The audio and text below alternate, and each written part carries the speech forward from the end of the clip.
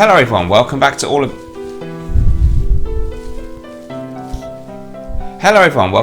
of you in the Smelly Army. So today we're ranging from the very inexpensive to some that cost a little bit. Hello everyone, welcome back. So today we're going to be having a look at my accord of dihydro or dihydromercenol that was also used in cool water from the same perfumer, Pierre Bourdon. Many people think it was Pierre Bourdon. Anyhow, the point is it's a very fresh a really nice soapy, musky kind of feel about it. Great for day wear, great for any kind of season, work time. Video.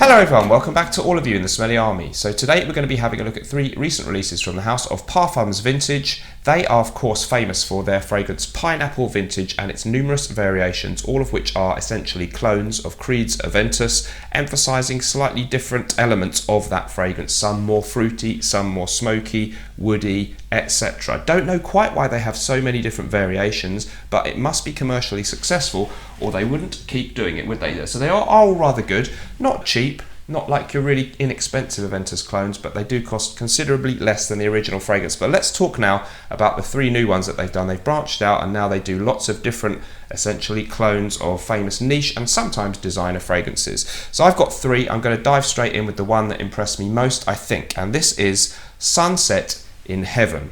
So Parfums Vintage Sunset in Heaven, and this is their take on Baccarat Rouge 540, the Eau de Parfum version of that one from Maison Francis Kurkdjian.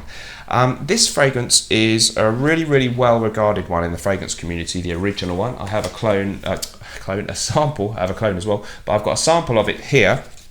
And so I've been using that to do as in-depth a comparison as I possibly can. So the original fragrance looks something like that. There's the bottle, and it's really popular with people. It's sort of a mixture of sweetness and woody freshness. It's basically a lot of ambroxan apparently, and a lot of ethyl maltol. So that's a kind of syrupy caramel-esque note mixed with this kind of ambergris, synthetic version of ambergris, which is called ambroxan, and gives you a very nice crisp, woody, almost a slightly salty sea air vibe. So Parfums Vintage have taken this one on. The notes on this fragrance are, and these will be the same pretty much as the original MFK fragrance: sweet amber, saffron, orange, jasmine, cedarwood, ambergris, oak moss, fir resins, and that's it. The price for this one, 100ml bottle that I've got here, I was sent it for free, by the way, thank you to the company for that, but I will try and be very objective in my review. This would cost you $119 for 100ml, that translates to around about £94 in the UK. There is a 50ml bottle that's slightly cheaper. So the original fragrance by Maison Francis Kurkdjian, I think we're looking at a 70ml bottle, which is £195 in the UK. So you're getting more juice and it's less than half the price. So it is much better value for money per mil, but it's not an exclusive niche fragrance, so you don't get that feeling of the luxury. So I don't think they would want to price it much higher than that. That's the box for another one that we'll be reviewing in a minute. They're all pretty similar, the box designs, except for the wording. Get a nice picture on the back, and the boxes themselves are very nice. So good packaging, but more importantly, what does it smell like? Well, the reason I've chosen this one as probably my favourite from the bunch is because it really is so similar, first of all, to the original fragrance. So you get this kind of, to me, it's a mixture of candy floss sweetness, crisp woody freshness, and a kind of minty feel in there as well. That's the best way I can describe it. So there's a very crowd-pleasing kind of sweet element.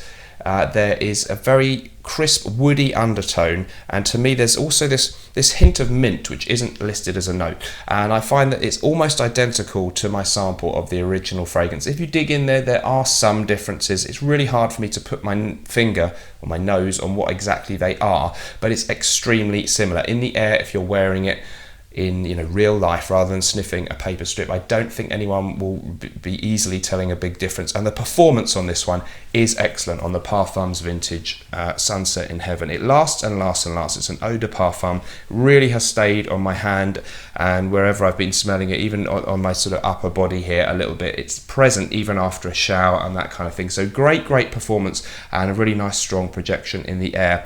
Very, very similar to the original fragrance, and it is a beautiful, crisp, woody, sweet mixture that if you try the original fragrance in shops, it's sort of unique.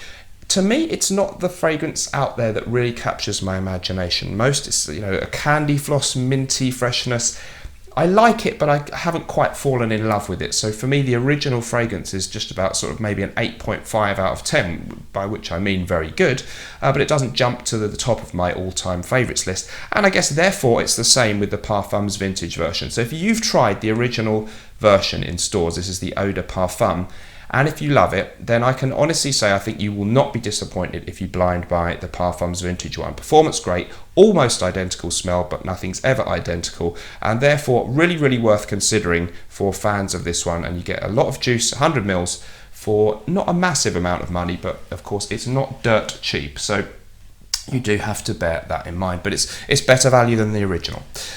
I do have from Dua Casino Royal Nights, which is their take on the Extract de Parfum, which is also, this is kind of beast mode, a little bit of a different fragrance as the Extract, slightly sweeter, has an added element of almond in it, and that is also excellent and beast mode, and again sort of better value than the original Extract de Parfum. So just so people don't think the video is sort of sponsored and I'm just advertising, I will mention some competitors, but I find that Dua one of the Extract really good.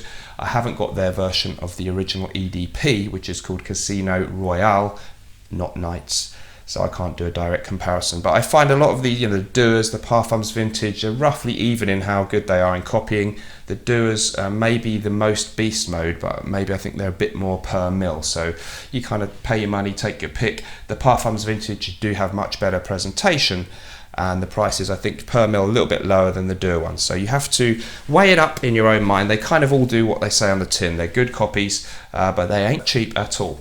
Next up then, we've got Evolution de l'Homme Soir. Strange name. Evolution de l'Homme Soir. And this is their take on Roger Dove's Elysium Parfum Cologne. So Elysium from Roger Dove. The Parfum Cologne version, there's also a Parfum version that's a little bit different. The fresher of the two is the Parfum Cologne, and this is the one that Parfums Vintage have taken on. They do another version which I think is called Evolution de l'Homme Matin. This one called Soir. It's a bit confusing, isn't it? The name's a bit strange, but the fragrance actually is extremely nice. So Elysium from Roger Dove is widely described as being the Roger Dove version on maybe Creed Aventus or something like Bleu de Chanel, an extremely crowd-pleasing, fresh, woody, mainstream smelling masculine scent. And it's very, very nice. I don't have a sample of it with me. I've smelled it in stores numerous times. From what I can remember, this is extremely close, but without doing a side-by-side, that's not a very scientific comparison. I can tell you that Evolution de l'Homme Soir has really nice performance. I've worn it a few times and it is extremely crowd pleasing in the smell. Very, very fresh, citrusy, and I better read you the notes on this one. The notes are pink pepper, juniper berries, grapefruit, lemon, bergamot, lime, thyme, artemisia, jasmine, blackcurrant, apple, rose, cypriol cedar, vetiver, benzoin, musk, vanilla, labdanum, leather and ambergris. So that doesn't tell you a lot, but what I can tell you is it's a very sharp, fresh citrus bergamot opening, almost reminiscent of a pineapple or grapefruit kind of smell, maybe more grapefruity, and really, really sharp and woody and fresh. Definitely probably tons of things like ambroxan and or isoe super in the base, which makes it last long, reject well in the air. It smells high quality. There are some florals. There's maybe a little hint of this apple-y kind of note, something a bit different in there. Kind of musky, masculine, fresh, clean, high quality smelling. Nothing sort of amazingly new or unique, but it is different to Aventus, and if you want to wear something that's going to get you noticed, probably because it performs very well, and it isn't Bleu de Chanel, it isn't Aventus or a clone of Aventus, not everyone out there knows about Elysium. It's got that going for it, and it's much better value than Elysium. So this one, again, similar kind of prices to the other one, again you're looking at around about £119 for your 100ml, or £94 that translates to.